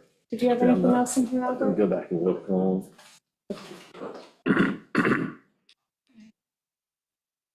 Go over it again next week when Amber's here. Yeah, I'll see which comments she has, because I'm sure she'll have some. and I'll have more pink stickies. Perfect. All right. Next, we have wetlands draft legislation. So the subcommittee met and reviewed the document one more time. I went and I had a conversation with PEP. They had a legal intern who's kind of comparing all the different East End town codes regarding wetlands. So I went and talked to them and I got some ideas. Brookhaven's code had a good kind of intro and purpose. And so I thought it might be cleaner and clearer than some of what we have written. So I just kind of copied and pasted it in here as a suggestion to look at. I'm not saying it's something that we need to adopt, but it just had kind of a cleaner, more pointed outline to what our purpose is. So I thought it might be something worth reading. And then when I was talking with them, we were discussing, that the definition section really does make it, overall, they liked our code. But I did come up with two definitions that I thought might be handy to have included in here that we didn't have before. And this is not from the subcommittee meeting, this is just me doing my research on it. But practicable alternative, I thought might be a good definition to add, because in the code itself, when the board is doing their review, and that's at the end of the code, if you go to like the last 2 pages of it, like flip all the way to the back and then go back to. It's 129.6. 129.65. Okay. It's all the way in the back, Oh. like way back, yeah, when I said, go to the end and then go back one. After all the redaction. After, yes, exactly, the 10 pages of redaction. 29.6, yeah. Yeah, so if you go 129.65, it says the applicant has demonstrated that there are no practicable alternatives which allow the project to be constructed outside of the regulated area. And it says practical alternatives are presumed to be available unless the applicant clearly demonstrates otherwise. But nowhere do we define what a practicable alternative would be. So I came up with a definition that Brookhaven used to kind of help give guidelines as to what would be a reasonable alternative. So the definition reads, an alternative which is both available to the applicant and capable of fulfilling the overall purpose of the project. It's available and capable of being done. It shall mean that the alternative is feasible in terms of reasonable cost, existing technology, and the best available measures, i.e. the most up-to-date technology or the best designs, measures, or engineering practices that have been developed or are commercially available, and its proposed use and project purpose shall be defined generally in the construction of a single-family home. So I thought that that might be a good definition to have in here if it's part of what we have to look at when we review the application. I mean, first of all, I'm focused on it, but it sounds great. Yeah, it might need a little tweaking. Yeah. And it's still vague enough that, you know, the applicant will have the opportunity to, you know, show something that definition didn't contemplate. Mhm.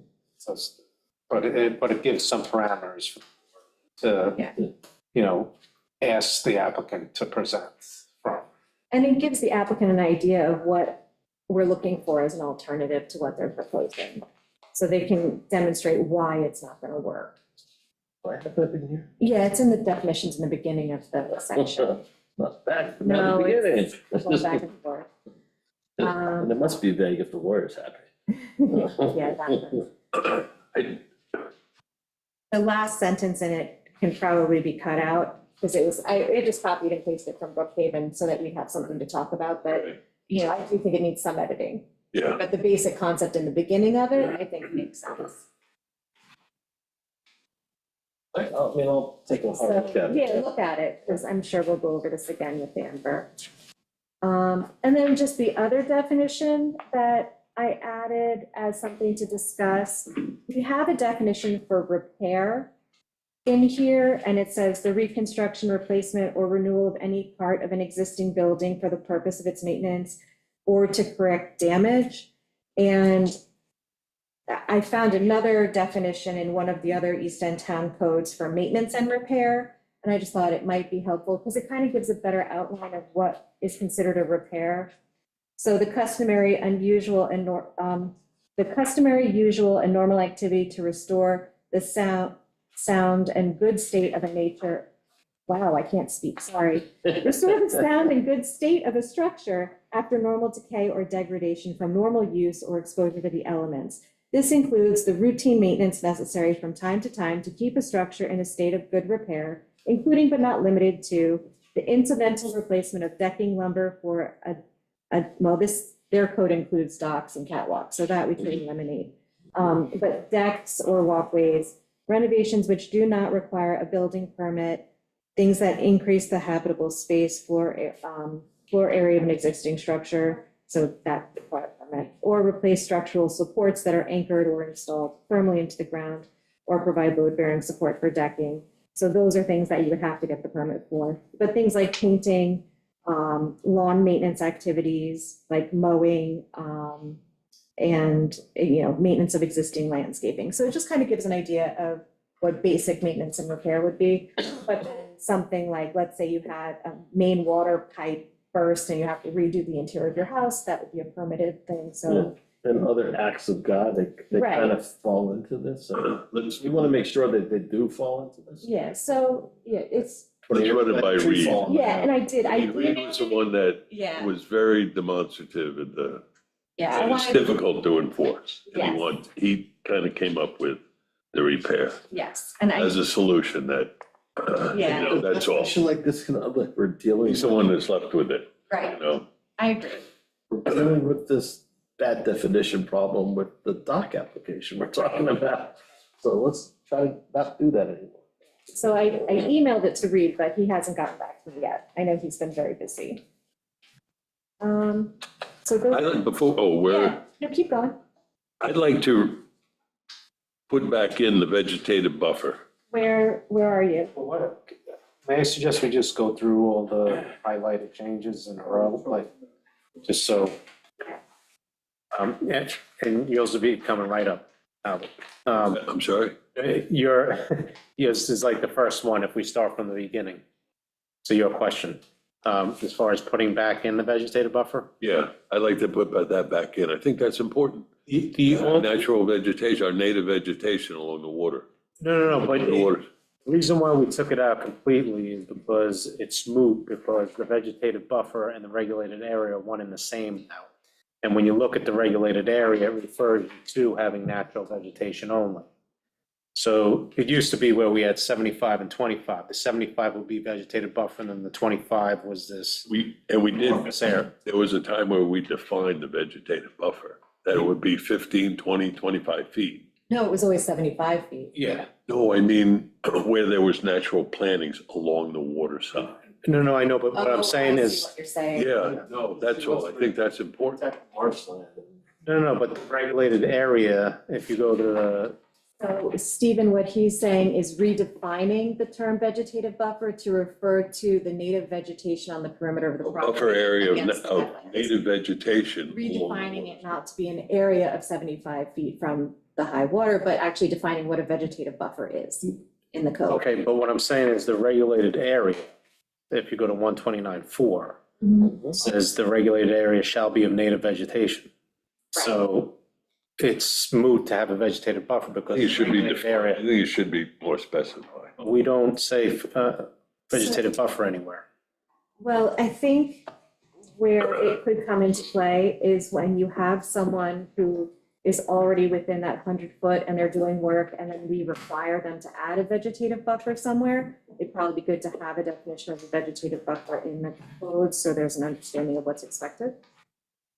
All right, yeah, but we. In the application procedure, we used to require a vegetative buffer along the water side of the property. But now you have it, in that regulated area, that 100 feet has to be all buffer. It has to be all native vegetation, that 100 feet. Yeah, but there's also, it says grasses and things. I'd rather see some native plantings in there that give more than grass, the turf.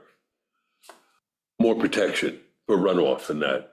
Well, because, all right, just, again, I know this is a little confusing, but the regulated area, the only thing that could be in there is native vegetation. Planting, seeding, cultivating, or maintaining of fertilizer-dependent vegetation is prohibited within the regulated area. So the only thing that could be in that 100 feet is native vegetation. No fertilizer-dependent anything, no use. I'm asking, is that an area waterside? No, it is waterside. That 100 feet is waterside. Okay, all right. I mean, you know what I mean, what I'm asking for, I Meg? do think I understand what you're asking for. Not just turf grass, or or zoysia grass or something, but an actual native vegetation buffer of plantings. Yeah, what I'm hearing is you want something down at the water. You're right. A little Like a 25 protected foot. strip. To capture runoff, yes. But the whole 100 feet has to be native vegetation. Right. So but why would you Albert's require saying Is that you can have a native vegetation that you then mow. Like you could have a zoysia grass lawn that you then mow and maintain, but it's not necessarily an overgrown buffer that would catch more runoff than a lawn. Is that? More effective, yeah. Right. You go, No, I understand what you're saying. if you go to B, there's an undisturbed area and you're not allowed to do that. Right. You're not allowed to touch it unless you're removing dead or diseased tree. And the only thing you can do in that 100 feet is a 5-foot wide path. Otherwise, everything has to be left alone in that 100 feet. The So- regulated area is a complete buffer. It is, again, so it's one and the same. Our regulated area is a vegetative This buffer. also would apply, what I'm suggesting also would apply to an existing property. That they would be required to put in a vegetative buffer along the water side. of native plantings. Right, so you're saying that if that Because doesn't they would currently capture exist, more runoff.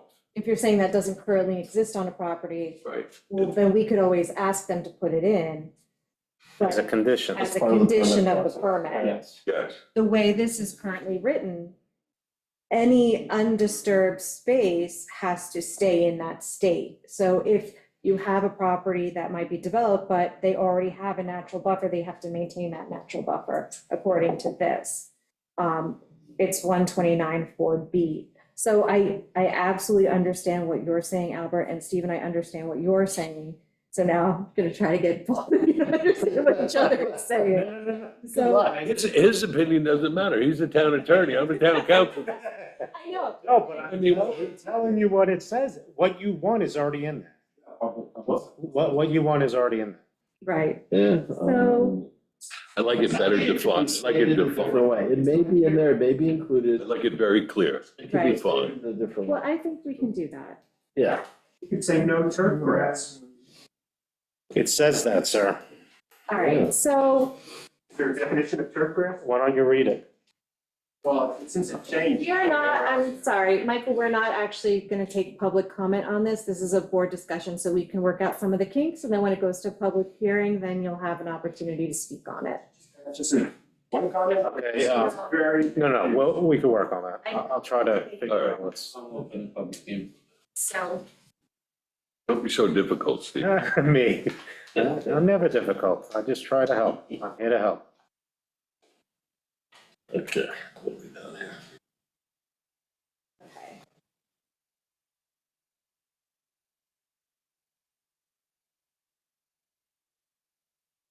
All right. Weren't there a couple letters on this? But they'll be read at the public hearing. Yeah. Okay, so then Stephen, the next highlighted change we have is in the type of activity. Correct, the list of regulated activities. So the first one, we struck out everything under existing structure on a lot with a bulkhead because it was just redundant to the existing structure on a lot without a bulkhead, but we combined it to any existing structure on a lot. With or without a bulkhead. Correct. So includes both. So we just folded that into, the existing structure on a lot. And then the question that came up, and this is really up for the town board to discuss which way they want to go, is whether or not you want to restrict it to the footprint, any expansion of the footprint or expansion of SFLA. Mhm. So you need to determine. Habitable space. Well, we define, that's SFLA. Yeah. So reconstruction with expansion upward or downward within the footprint is how it's written. Now, but I added within the footprint of existing square foot living area.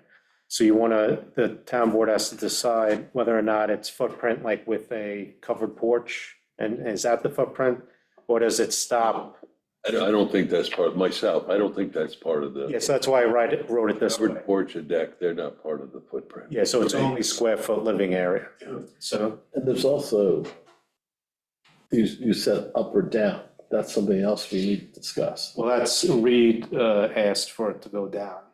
Right, because before the code was silent on that, so if you were just putting in like a crawl space or a basement, you didn't need a permit, even though you were within that wetland space, because it was inside the boundary of the foundation. So in order to be able to require that people get a permit for that, we need to add down to the code. Got it. And we want a permit for that. Right, otherwise, you just get a building permit. I know I know the argument is that if somebody needs a new foundation, Mhm. I mean, what,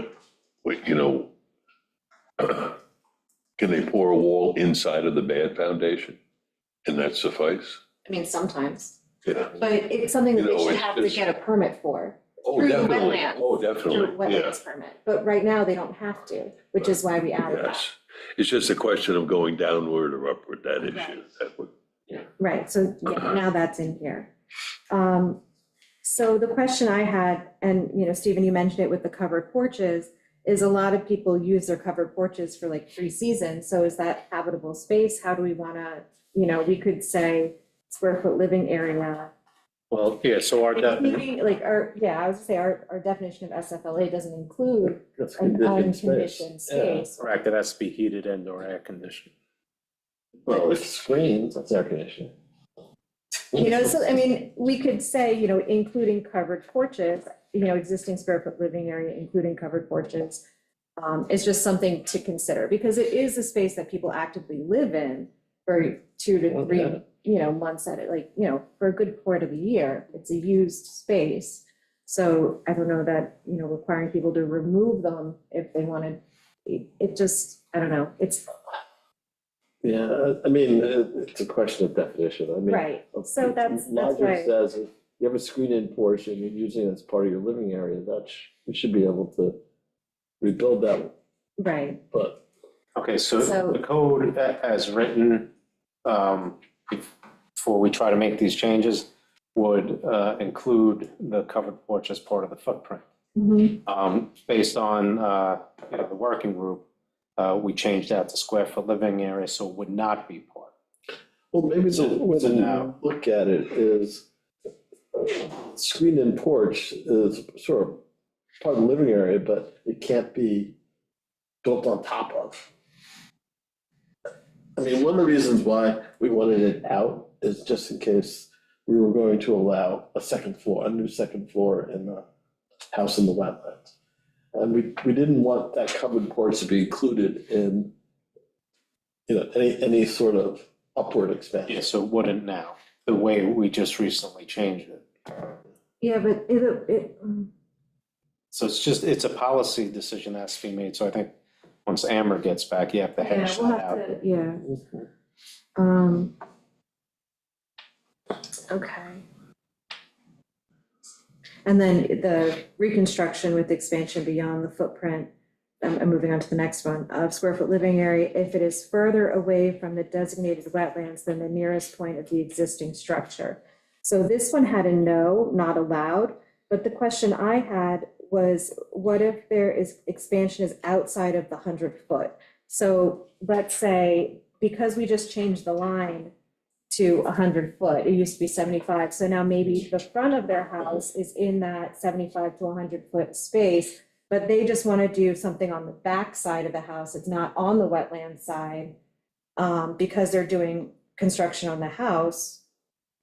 You know, this says they're not allowed, but it should be no permit required, not no.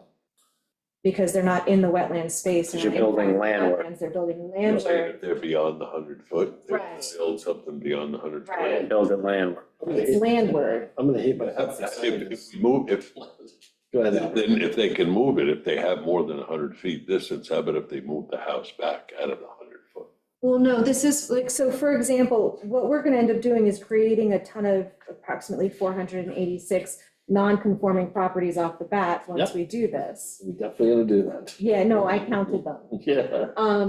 And so we're now gonna have a whole bunch of structures that the front part of the building might be within that 100-foot, but they're not gonna build in that 100-foot area, they would be building on the backside. So it would not necessarily require a wetlands permit because they're not impacting that wetlands area at all. I mean, we're gonna be creating these non-conforming lots by doing this, and it's an unintended consequence, let's call it that. So we figuring out some sort of relief for those homeowners, Right, I think is important. right. And Yeah, we have the waiver process. But I'm just thinking on this one that it's an error. It shouldn't say no, it should say no permit required. You know, if the construction is behind the 100-foot setback. I think that the sentence itself is confusing me, the way it's written. I think we need to clarify it, but I just want to make sure that I'd like that to point's see clear. it and read through it again, but my gut reaction to it is that seems fair. Right, if you're not within that 100-foot to the wetlands, then if everything's happening outside of that space. I'm not there with you, but that's, Or that it's a permit required, not a no permit required, but a permit required, but right now it just says no, like you just can't touch your house, and I don't think that's what was intended here originally. I mean, I also, well, I do think it's worthy of some. I think a permit required would Right, be that's right, yeah, something, but that's fine, but I think that the no was an Yeah. error. Yeah, I'm much more comfortable with that. Yeah, okay. It's worthy of some sort of review. Okay, I think we're gonna be causing some problems for people. So we need to figure out some relief for those people within reason. right, because it's 486, I did remember that accurately. And that's a combination of saltwater and freshwater wetlands. Yeah. That will be impacted. I mean, it sounds like a big number, but also you're talking about houses that already exist. Well, yeah, that did not include vacant lots. So there are vacant lots that will now have a smaller building envelope. Yeah, and that's a problem that we need to take a closer look at. Yes. Because the people who have a house, they're living in it and existing, they're not losing that much by this. Right. The people who have a vacant lot, who could have built on it, but now maybe can't, we need to have a very close look at that. Yeah.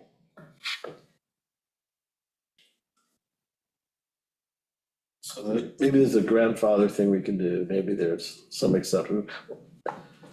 And we have to, sometimes it won't affect them. I mean, we'll move the line 100 feet and they can still build a house there. Right, right.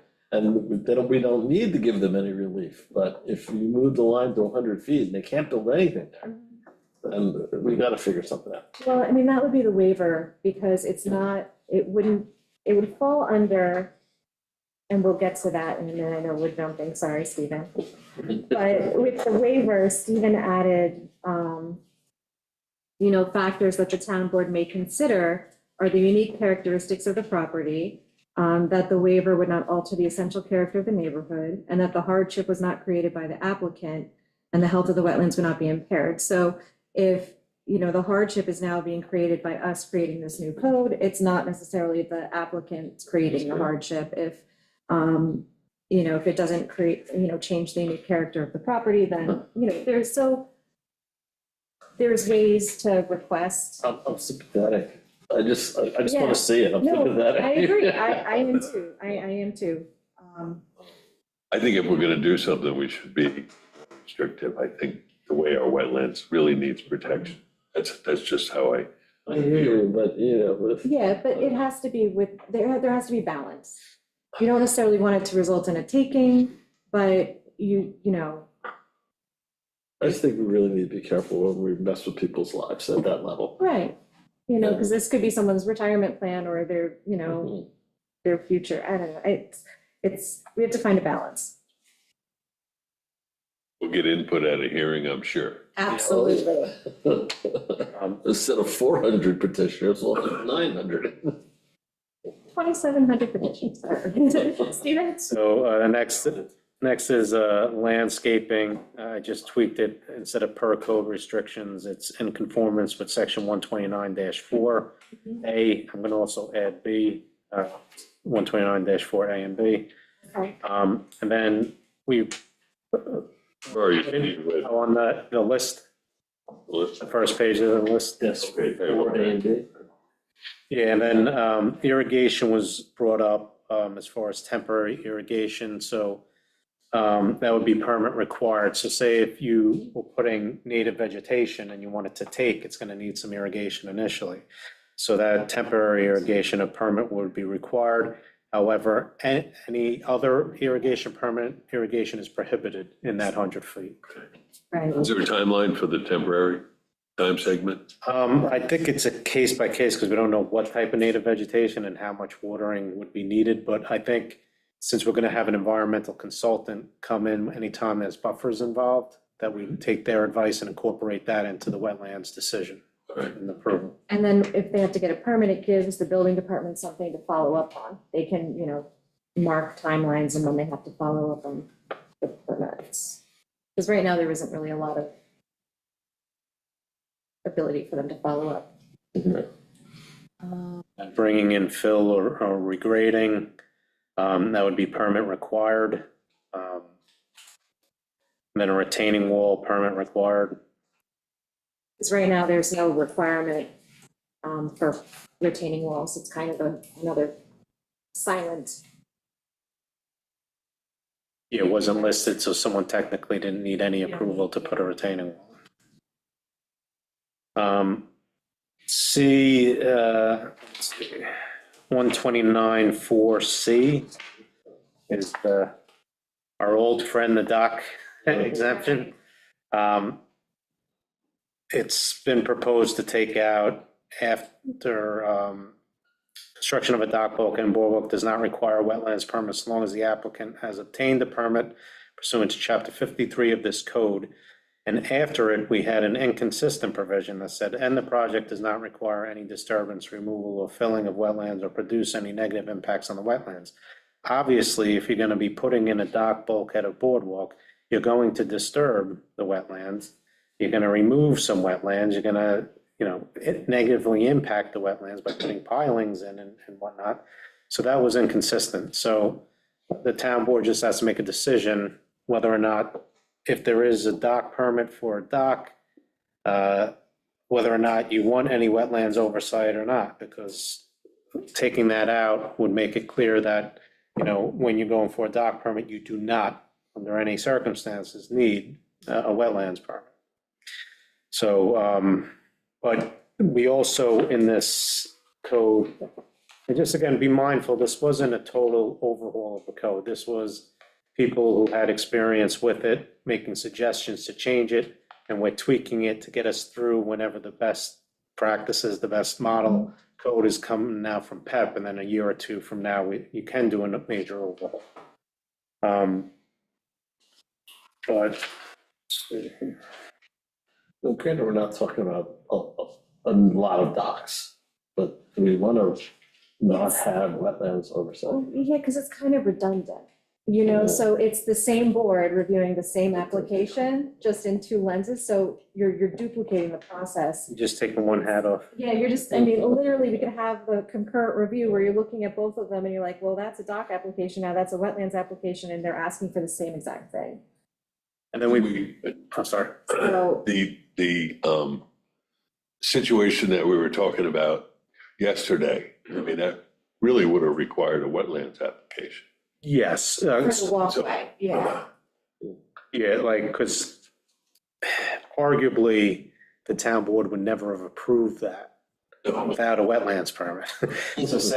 So we have, Well, under the dock code. no, right now, we're proposing boardwalk, not part of the dock. Right. Permit required, walkway that's permeable, no permit required. But, If that walkway was attached to Was the dock, attached, would have been yes. considered as part of the dock in total, which would have been reviewed under the dock application. not At that necessarily, not point- necessarily, because they segmented it with Ramsden Inn, right? They said, all right, we're gonna approve the But dock, but not the wall.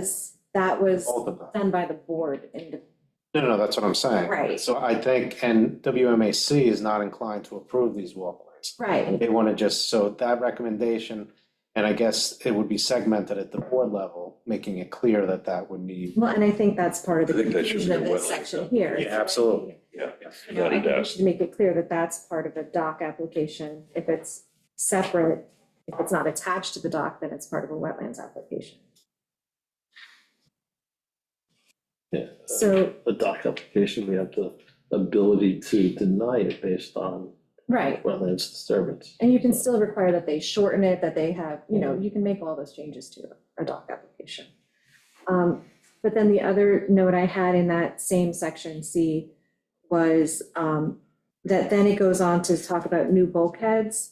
And because this is the wetlands code, it doesn't approve bulkheads. I had a note that it belongs in the dock code, chapter 53, not this code. Correct, chapter 53, 16. Yeah, we added that no permit was required, but it should be. But it should be in the other Yeah. code. It's, It's confusing. yeah, Yeah, code. So we're gonna remove that. It creates chaos. We'll be taking advantage of it. Yeah. And then we go to H, wetlands permit exemption for the 100 square feet. We added, and shall require that the owner apply for and procure authorization from the town board via resolution in order to utilize said exemption. So it's not just, something that's done administratively by the building department. It does have some oversight, but not a full permit.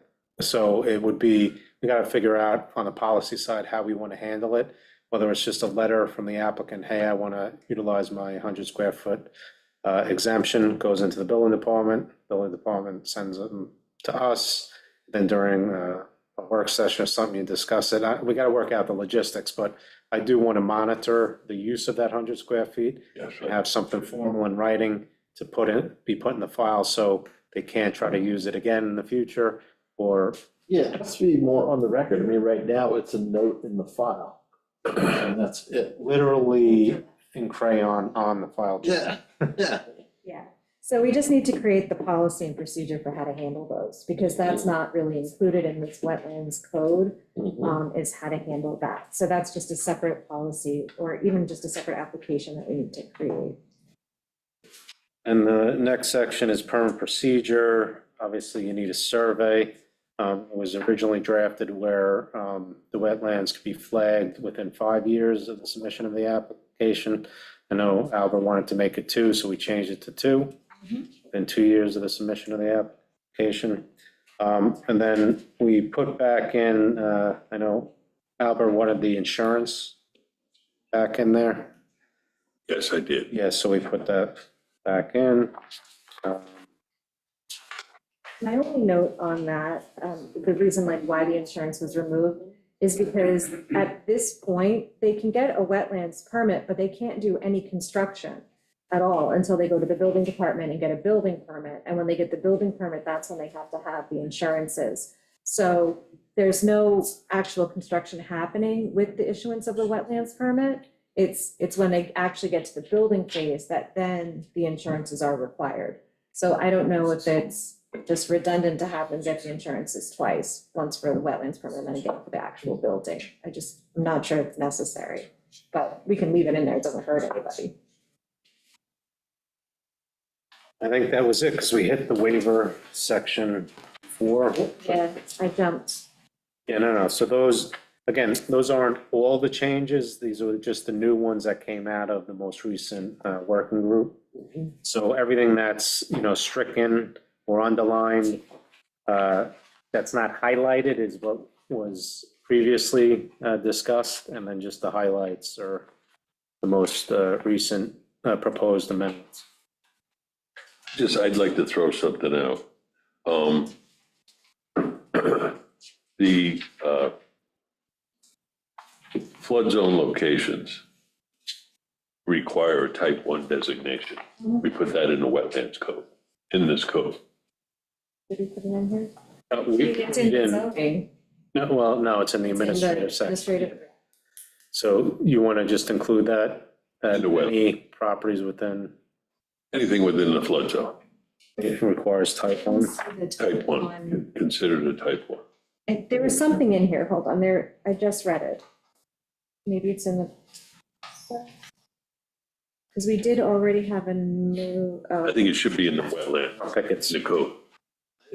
But I could have missed it. No, we can. It has the chapter 60 reference. So on 129.4.5 permit procedure, number 2, A2. Yeah, but that talks about type 2 actions. It says Other than type 2 actions, which would be a type 1 or an unlisted. It has a full EAF requirement, and then it tells you to look at the chapter 60. Yeah, so we could add it in there. I don't think it would be a bad thing to consider any wetlands application a type 1, but I know I'm get resistance on it. But at least those in a flood zone require a type 1. Yes. Be classified a type 1. Right. And just the Or reference, fully, 60 isn't enough. So if we were to say something like, for applications other than type 2 actions, such as floodplain properties or some kind of Property located. properties located in the flood zone, a full EAF mandated by secret and shelter and local environmental review law, chapter 60 is required. So something like that. Because, I mean, most projects are going to be a type 2 action unless they're in the. Yeah, we can add that. Yeah, as long, yeah, in the flood zone, type 1. I mean, we had an issue with that. Yes.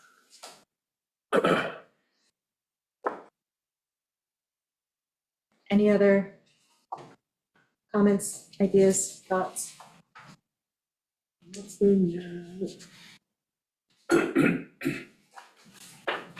So we'll see another draft with these minor changes we just discussed. Yeah, and we'll go over these again when Amber's here. And then I'm gonna think about something for the vegetative buffer that you brought up. See if I'm gonna try to think of some clarifying language for Okay, vegetative all right. buffer. Okay, You I can can work with it do that, too, yeah. yeah. I'll work on something, we'll get it. Okay. All right. I mean, I reserve the right that after public hearing, if something strikes me, my fancy, I'm gonna push for that. Absolutely. Of course.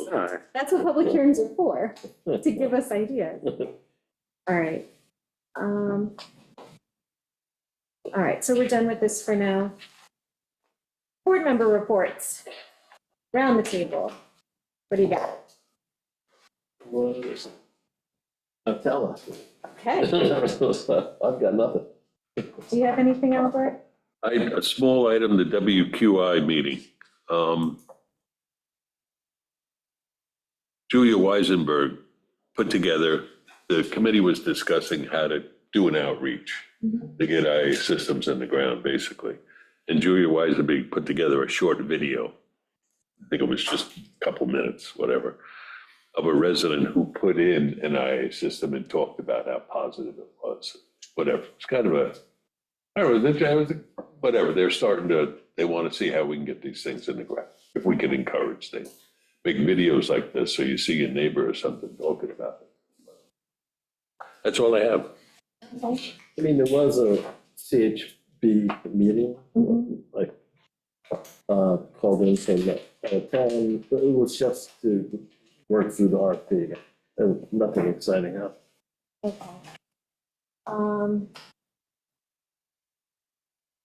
There was a whole bunch of meetings, most of them weren't town related. There was an NREL and ETIP meeting about energy and finance and different ways to help finance these energy options. So that was interesting. I'll email you the slides so you can see what they went over. Other than that, it was kind of a slow week. So I don't really have much to report. All right, so I'm gonna make a motion that we close the work session and go into an executive session to discuss some litigation and contract negotiations. Second, so moved. Second. All in favor? All in favor? Aye. Thank you, everybody.